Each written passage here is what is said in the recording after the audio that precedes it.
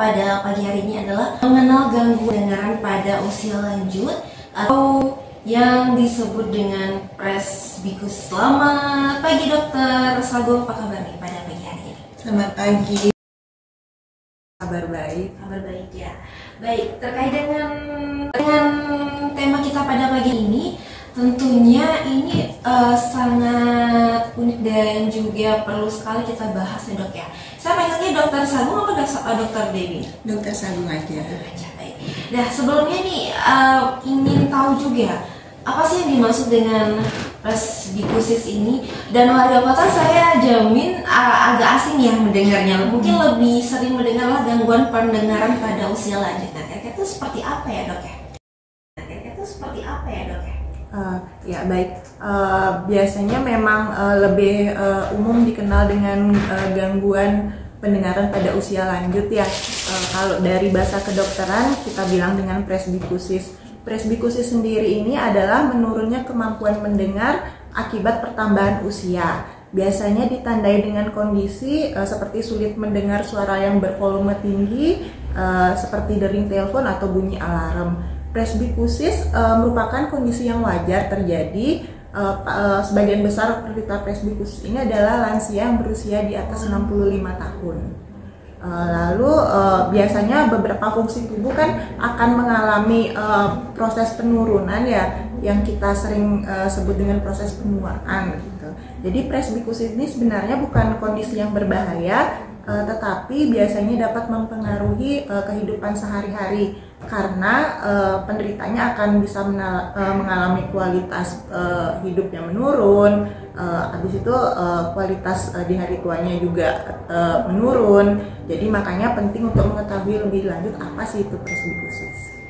Baik, jadi memang rata-rata di atas usia 65 tahun nih kebanyakan. Kira-kira penyakit tersebut berbahaya nggak sudah tidak Dok ya? Itu wajar Dok ya? Ya, ini merupakan bukan suatu kondisi yang berbahaya, tetapi dia penting untuk diketahui karena berpengaruh dengan kualitas hidup. Oke. Untuk ciri-cirinya itu apa saja Dok? Untuk gejala presbikusis sendiri bisa muncul dia secara bertahap, perlahan, sehingga seringkali tidak disadari oleh penderitanya. Gejala dan tanda presbikusis ini biasanya meliputi telinga terasa mendenging, tidak mampu mendengar suara yang bervolume tinggi, sulit memahami perkataan orang lain, terutama jika ada latar suara bising di dalam kerumunan, sering meminta orang lain untuk mengulang kata-katanya, selalu meningkatkan volume suara radio, televisi, dan sulit memahami percakapan melalui telepon. Untuk penyebabnya sendiri apa saja nih Dok? Untuk penyebab dari presbikusis sendiri, yang pertama karena proses degeneratif, biasanya sih karena berpengaruh ke saraf-saraf pendengaran. Kalau presbikusis lebih ke saraf-saraf pendengaran. Terus apakah ini bisa kayak menular begitu kah? Atau regenerasi ke anak cucu begitu, atau memang balik lagi ke syaraf-syarafnya memang sudah dengan usia begitu Dok? Untuk presbikusis sendiri bukan merupakan suatu penyakit yang menular, dia sebenarnya tanda dan gejala.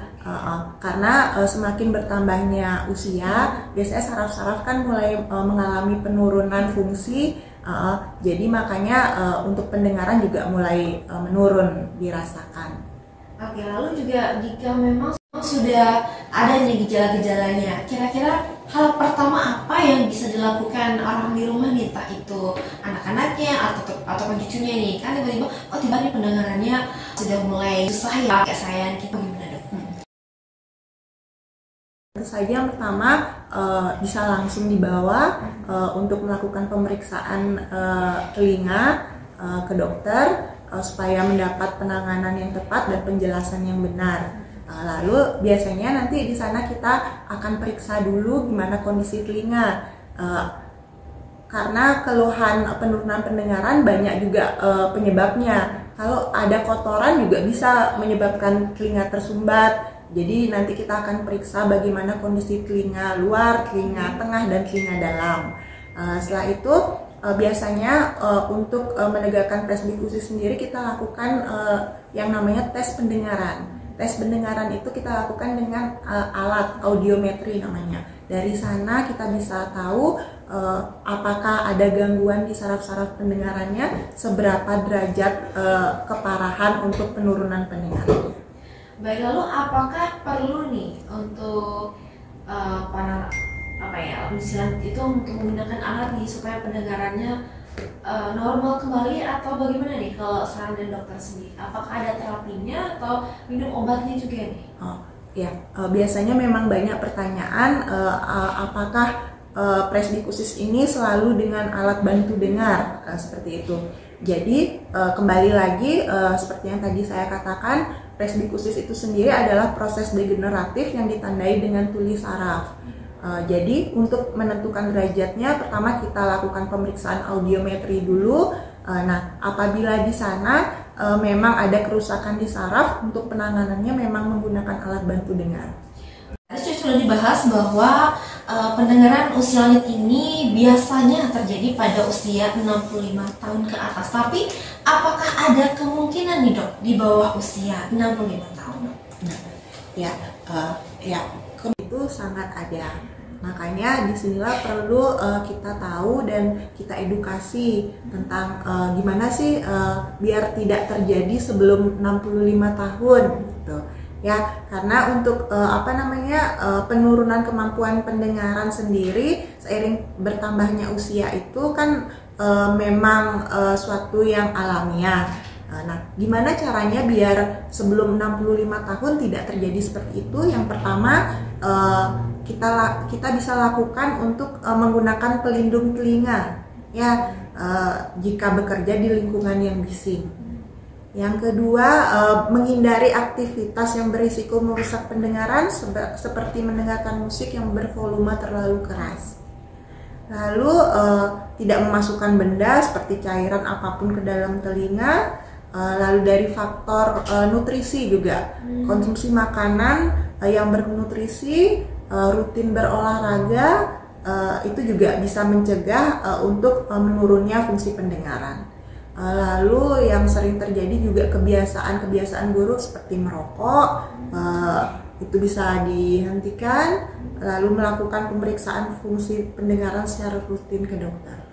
Oke, untuk pemeriksaan rutin itu berapa bulan sekali nih Mbak?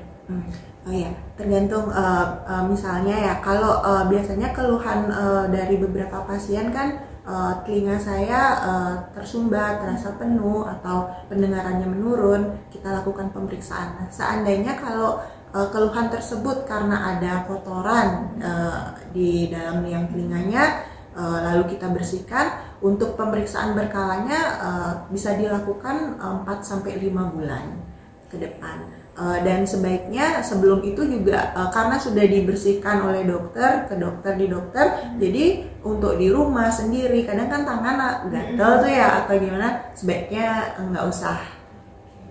Pertanyaan dari DED di Panjar, apakah sering mendengarkan suara keras dalam jangka waktu yang panjang ini dapat mempercepat terjadinya gangguan pendengaran? Tadi sudah dibahas lagi dok ya, mungkin bisa kembali diulang baru bertujuh ini begitu? Iya. Jadi kalau misalnya kita mendengarkan musik atau suara-suara keras dengan intensitas yang tinggi dan sering, itu dapat menyebabkan gangguan pendengaran. Biasanya itu adalah merupakan suatu kebisingan bagi kita. Jadi sebaiknya mendengarkan sesuatu dengan volume yang pas dan intensitasnya juga diatur, jangan terlalu lama. Jadi dikasih jeda juga, itu yang membuat menjaga telinga agar tetap sehat.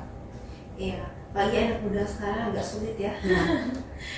Lalu juga apakah gangguan pendengaran ini ada komplikasi dengan penyakit lainnya dok?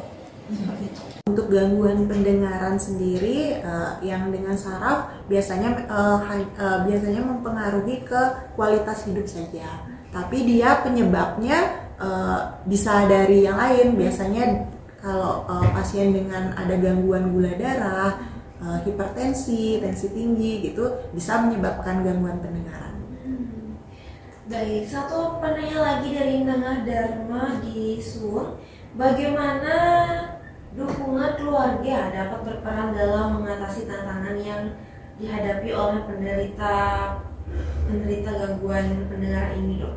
Ya. Nah, dukungan keluarga merupakan faktor yang sangat penting ya untuk para penderita presbikusis ini pada lansia. Yang pertama, kita harus perhatian kuncinya ya. Kita perhatian, kita ajak ke dokter. Setelah itu untuk kedepannya kita di rumah kita perhatikan bagaimana untuk pendengarannya, karena kan dia tidak bisa mengerti, tidak bisa menangkap apa yang kita katakan, jadi memang harus lebih ekstra untuk kasih tahu yang kayak gitu. Baik, itu tadi ya ada dua penanya dari DED dan juga Nana Dharma. Semoga informasi dari dokter tersebut bisa bermanfaat begitu. Kira-kira untuk Anda warga yang ingin bergabung masih bisa. Lalu dok, kira-kira pengobatannya memang ke dokter kah atau memang ada apa ya kayak yang namanya kita kan pingin yang tanpa obat-obatan dulu nih. Kira-kira bisa nggak sih apa mau dari makanan, pola hidupnya atau bagaimana? Ya. Seperti yang saya sudah bilang tadi, selain dengan alat bantu dengar, dengan terapi obat-obatan, bisa juga kita lakukan gitu ya. Kalau olahraga usia segitu, olahraganya yang tidak terlalu berat, untuk olahraga ringan. Lalu yang paling penting adalah faktor makanan juga bisa dibantu dari sana, yang bernutrisi, yang tidak terlalu banyak mengandung garam, kan usianya juga sudah 65 tahun ke atas. Baik, itu tadi. Selain itu juga nih dok, kira-kira untuk warga kota yang memiliki keluhan nih terkait dengan telinga bisa menghubungi dokter Sagung ya? Di mana tuh dokter? Ya, saya praktek di Poliklinik THT Rumah Sakit Umum Daerah Wangaya Kota Denpasar. Nah, selain itu juga jadi warga kota silakan untuk Anda yang ingin bertanya-tanya ya tentang gangguan pendengaran, baik itu pada usia lanjut ataupun anak-anak remaja juga bisa dok. Pada usia lanjut ini memang tergolong lumrah terjadi, tapi ada baiknya kalau misalkan kita bisa cegah lebih baik begitu dok ya. Iya, benar sekali. Kalau misalkan dokter sendiri dari dokter ini ada yang di atas 5 tahun masih bagus nih pendengarannya, tapi sistem yang lainnya tuh nggak bagus karena kan contoh THT ini misalkan di bagian hidung begitu, ada kan dokter kasus seperti itu yang sedikit langka. Pasti gitu berkesinambungan ya biasanya bermasalahnya ya. Kalau memang sudah di pendengaran bermasalah, pasti rentetannya dari hidung juga, tenggorokan juga gitu. Tapi ada juga yang tidak, cuman masih bagus pendengarannya tapi hidung sama tenggorokannya yang bermasalah, ada juga yang seperti itu gitu. Oke. Lalu untuk penderita nih kalau sinusitis itu ya. Kira-kira besar nggak kemungkinan ada untuk hubungannya gitu ya? Iya, besar nggak sih? Kalau dari sinusitis menjadi keluhan ke telinga, bisa aja karena dari hidung ada saluran yang nyambung ke telinga. Jadi kalau misalnya ada permasalahan di hidung, bisa juga telinganya jadi tersumbat gitu. Hidung tersumbat, telinga tersumbat, jadi nyeri itu bisa. Oke, itu tadi di warga kota perbincangan kita. Masih menunggu atensi Anda ya yang ingin bergabung dengan kami terkait dengan Nah, kita juga sudah membahas bahwa presbikusis ini memang terjadi pada usia 65 tahun dan bisa juga terjadi di bawah usia tersebut. Nah, kira-kira apakah perlu adanya tindakan operasi nih dok pada penderita gangguan pendengaran? Iya. Terima kasih. Ini pertanyaan yang sangat menarik ya. Apakah perlu operasi untuk penderita presbikusis sendiri? Seperti yang saya jelaskan tadi, terapi utamanya kerusakan saraf menggunakan alat bantu dengar. Lalu apakah bisa dilakukan tindakan operasi? Bisa, tergantung dari penyebabnya lagi. Apa operasi yang dilakukan? Biasanya kita bisa lakukan implan koklea namanya. Implan koklea itu dilakukan dengan cara menanam sebuah alat untuk membantu fungsi koklea di dalam telinga.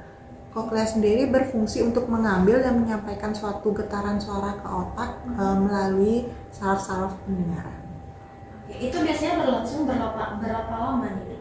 Oh ya, tapi untuk tindakan operasi sendiri juga perlu kita pertimbangkan seperti itu, apakah ada penyakit nyerta lainnya, apakah untung ruginya mana lebih banyak untuk, soalnya ini kan untuk pasien-pasien atau penderita yang usianya sudah lansia. Iya, ini juga jangka panjang untuk pemakaiannya gitu kan. Iya.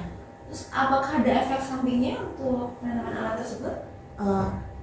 Sama seperti yang lainnya, apabila ada alat yang terpasang, biasanya sih kalau keluhannya kadang kalau nggak pas settingannya juga akan mendenginya semakin keras kayak gitu, rasa nggak nyaman pasti itu. Lalu untuk komplikasi sendiri ini penyakit gitu dok ya? Yang bisa saja bisa mengancam bagi si penderita pendengaran tersebut nih, kira-kira apakah ada? Komplikasi presbikusis, gangguan pendengaran pada usia lanjut ini sebenarnya adalah kan kehilangan pendengaran yang berdampak sangat besar terhadap kualitas hidup penderita sendiri, yang terutama pada lansia.